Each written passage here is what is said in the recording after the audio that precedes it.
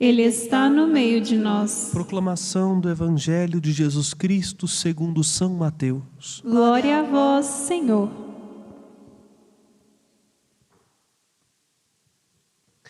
Naquele tempo, alguns fariseus aproximaram-se de Jesus e perguntaram para o tentar: é permitido ao homem despedir sua esposa por qualquer motivo? Jesus respondeu: nunca lestes que o Criador desde o início os fez homem e mulher? E disse: por isso o homem deixará pai e mãe e se unirá à sua mulher, e os dois serão uma só carne? Desse modo eles já não são dois, mas uma só carne. Portanto, o que Deus uniu, o homem não separe. Os fariseus perguntaram: então como é que Moisés mandou dar certidão de divórcio e despedir sua mulher?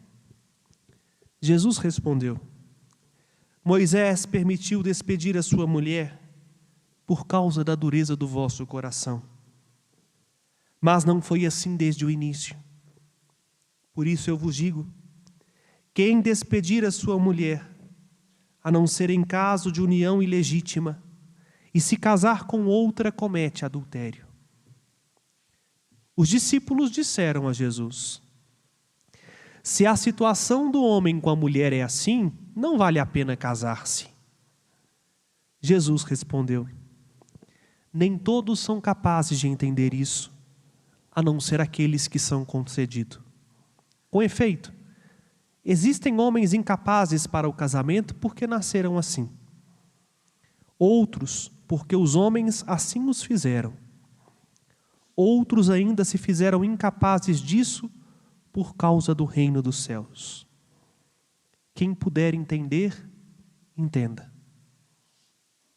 Palavra da salvação. Glória a vós, Senhor.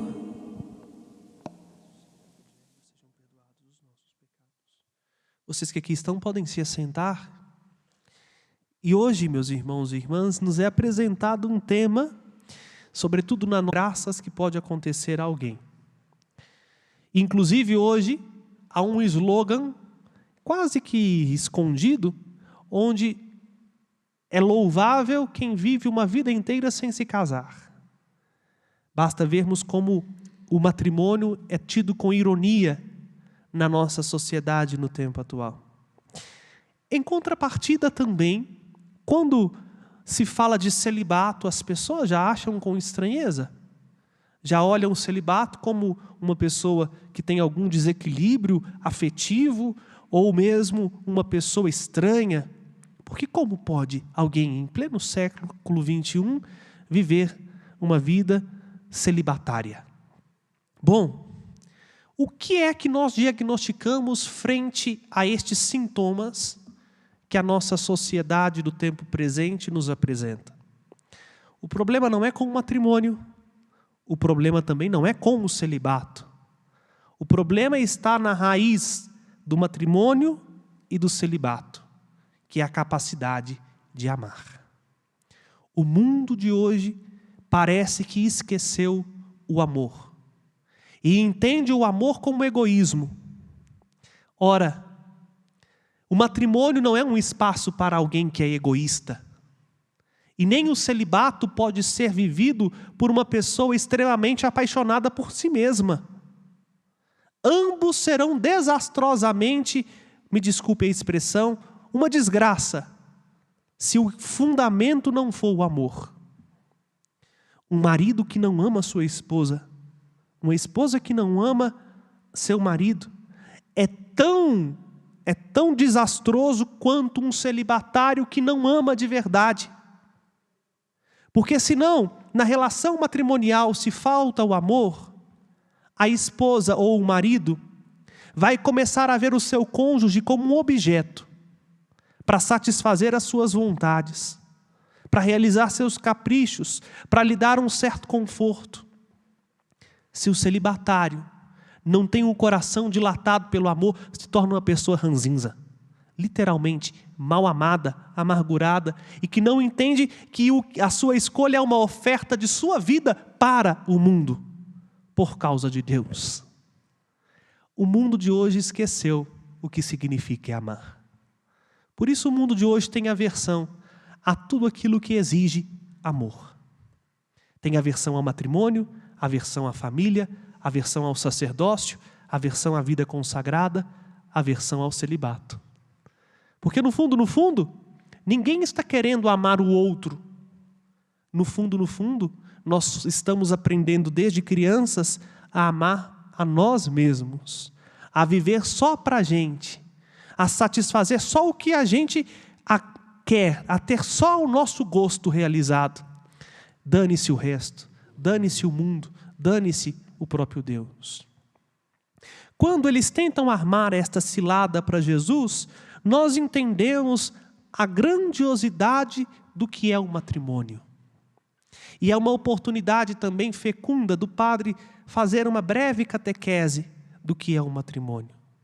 Porque as pessoas, numa visão superficial, acham que o matrimônio, e aí o negócio já começa errado, é uma escolha de um pelo outro, né?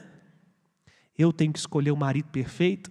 Certa vez, eu me recordo que nós aqui rezamos pelos pedidos de oração, e alguns deles chegam em alguns lugares inusitados. Então, querendo ou não, a gente já tem que ler para saber o que se trata, se vai pedir de oração, se é uma reclamação e etc. E uma pessoa, uma senhora, não sei a idade, né? Anônimo, pedia um marido alto, cabelos lisos, olhos azuis, que fosse com um bom emprego, que tivesse uma família equilibrada. Só faltou dizer assim, que venha num cavalo branco e que seja, de fato, igual a gente leu lá nos contos de fada. Eu olhei para a Nossa Senhora da Piedade e falei assim, eu acho que nem a senhora vai poder ajudar. Porque está difícil de achar um candidato que atenda todos esses pré-requisitos aqui. Bom, por que eu estou dando este exemplo? Porque as pessoas acham que o matrimônio é uma escolha nossa. Eu escolho fulano e que escolhe a mim. Mas o matrimônio, antes de tudo, é uma vocação. A vocação, e nós estamos vivendo o ano vocacional da Igreja do Brasil, e também o mês das vocações, né? O mês de agosto é dedicado às vocações. O que é a vocação? Um chamado de Deus. Ora, se nós esquecemos desta dimensão que sustenta todas as outras, o matrimônio se torna um fardo insuportável. Porque nem por mais que o marido seja o príncipe encantado, uma hora ele vira sapo. Seja porque a idade passa, né? E tudo que está no lugar começa a despencar. Seja porque a convivência vai fazendo com que a gente tome consciência das dificuldades, dos limites um do outro.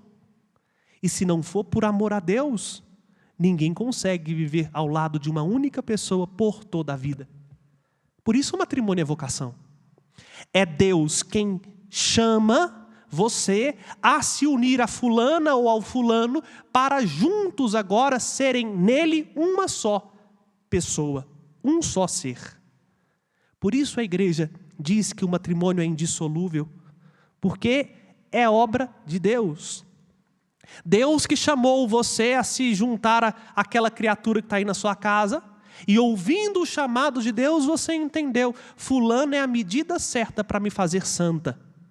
Fulana é a medida certa para me fazer santo. Aí sim, não são dois que ficam competindo entre si, quem manda mais, quem pode mais, quem é mais bonito, quem tem mais dinheiro, quem que vai cuidar disso ou daquilo, mas são um só. Casa-se perfeitamente, no bom sentido aqui, né? Unem-se perfeitamente, se completam. Porque o que faltou nela, o marido ajuda a completar. O que é lacuna nele, ela ajuda a aprimorar. Não estão competindo, mas são um só coração. Isto é, são capazes de dialogar, de conversar, de apontar caminhos juntos. Aí dá conta de ser para a vida inteira. Porque não é pautado no egoísmo. Não quer ser feliz, mas quer amar a Deus fazendo a mulher feliz, quer amar a Deus fazendo o marido feliz. Esse é o matrimônio. E é por isso que não tem como dissolver. Porque nós entendemos que nós somos feitos para amar o Senhor. A nossa vida só tem sentido quando ela é ofertada, gratuitamente, dada a Deus. E se a gente entende que Deus quer que eu o ame, amando o meu marido, aí o matrimônio vai... Aí o amor é por toda a vida. Porque o amor não é um sentimento, né? Eu vejo os senhores com a cabeça branca e que tem um anelzinho de casamento no dedo. Se fosse sentimento, tem hora que o sentimento é terrível, né? Dá vontade de voar no pescoço um do outro. Mas o amor é uma decisão de dar a própria vida. E tem que dar a própria vida para que o matrimônio aconteça. É por isso que tem tantos casamentos que são nulos. Porque já chegam diante do altar dispostos a não fazer o mínimo necessário para que o outro seja feliz. Querem inclusive usar o outro como trampolim para a própria felicidade. Não é possível. Não é possível isso acontecer. Quem não ama tem um coração duro. E precisa primeiro quebrar o coração, para depois ouvir o que Deus lhe pede. De igual modo o celibato. A vocação ao celibato não é a da tia solteirona que não encontrou o candidato para casar. Não é isso. O celibato é uma consciência tão profunda de que eu não tenho outra forma de amar a Deus senão dando de mim mesmo todo para Ele. E não para uma pessoa, mas para Deus. Aí a gente consegue ver com leveza o celibato a qual Deus nos chama. É por isso que nosso Senhor Jesus Cristo, no Evangelho de hoje, nos apresenta esta radicalidade. Ele não veio para abolir a lei. Ele não veio inventar algo novo. Ele veio tornar visível o que muitas vezes nós não conseguimos enxergar. Que o fundamento da felicidade do coração humano é quando o homem se torna capaz de sair do seu próprio egoísmo para amar de verdade. Por isso, meus irmãos e irmãs, que o Senhor conceda a todos aqueles que estão se preparando agora para um matrimônio tempo de discernimento, tempo de graça. E se perguntem com muita franqueza por que você está se unindo a esta mulher, a este homem. O que ele vai acrescentar na sua intimidade com Deus? E mais do que ele vai acrescentar na sua intimidade com Deus? O que você é capaz de ser para Ele de sinal para Deus. Porque é o que eu disse, é uma atitude de saída do centro. Não sou eu que vou usar o outro para me engrandecer, para me satisfazer. Sou eu que vou dar tudo de mim para ver esta outra pessoa feliz. Isso é matrimônio. Um matrimônio segundo a vontade de Deus. E que o Senhor conceda aos casados esta capacidade de sempre dilatar o seu coração para caber o cônjuge que escolheu como, de fato, ele verdadeiramente é. Como aquele que te complementa nos seus limites para que ambos cheguem juntos à estatura do homem novo em Cristo Jesus nosso Senhor. Se a gente entender isso, nós vamos ser capazes de ser um belo testemunho numa sociedade egoísta. Porque nós não vamos nos unir em matrimônio ou viver o celibato por causa de uma tradição familiar, por causa de um padrão social, por causa de um interesse ou por causa de uma frustração.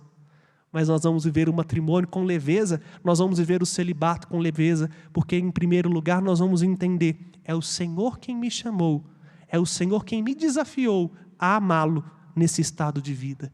E se eu amo a Deus, eu amo esse pedido que Ele me faz.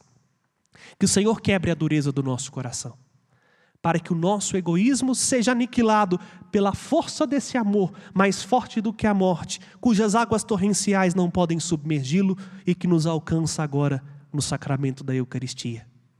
Aqui está um amor maior do que Ele mesmo, porque Ele se dá todo, sem reserva. Quando a gente recebe Jesus na Eucaristia, a gente não recebe uma parte de Cristo, não, a gente recebe o Cristo todo. Ele se dá por inteiro, Ele se dá sem reserva, sem medida, tal como Ele espera que o nosso amor seja, sem reserva, sem medidas, porque só assim nós vamos conseguir viver a vocação a qual fomos chamados, porque a nossa vocação, antes de ser um estado de vida, é uma vocação à santidade, e a santidade nada mais é do que a irrepreensibilidade no amor. Louvado seja nosso Senhor Jesus Cristo, para sempre seja louvado. Fiquemos de pé e apresentemos